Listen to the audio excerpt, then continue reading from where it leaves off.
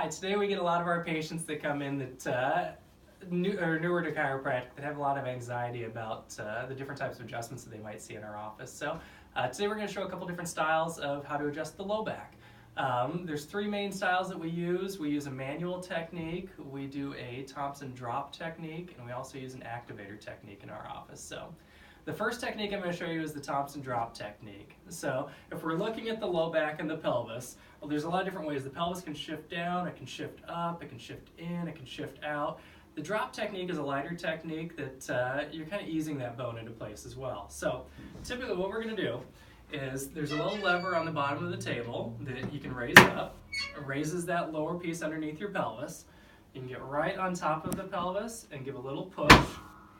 It moves underneath your body and it helps to kind of concentrate that force into a small area to get that pelvis to be able to move and shift back to where we want to. It takes the pressure off the low back, it eases the muscles, it helps to take the pressure off the nerves as well. So you can do it on the pelvis, you can do it on the low back as well, you can actually do it all the way up the spine as well. So there's a lot of techniques.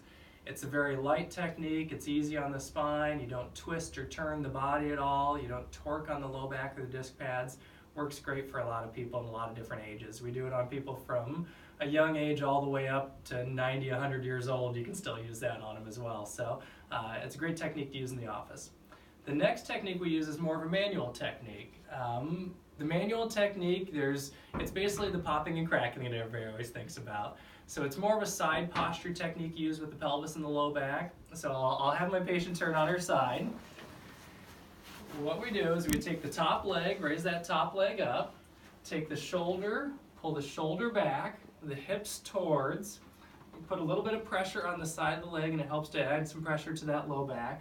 And then you just give a little push and you'll feel a little release with it. So it'll be a little bit of an audible a pop with it, gets that pelvis to move, takes the pressure off it as well. The last technique we use is called an activator technique. So it's using a little manual tool. It's basically called an activator. It looks just like this. All it does is has different settings for different pressure on it, and it just puts a little thump where you need to move that bone. So it puts a little small force into strong force into a small concentrated area. So you get right on the pelvis. You find which direction that pelvis is moved. You'll go right underneath and put a little thump like that. You do the same thing in the low back. Little thump there. You can go up in different directions like that. Very light techniques, works on a lot of, it's very easy for a lot of patients who have fibromyalgia. If you're osteoporotic, it's a light technique. You can still get that bone to move without damaging anything.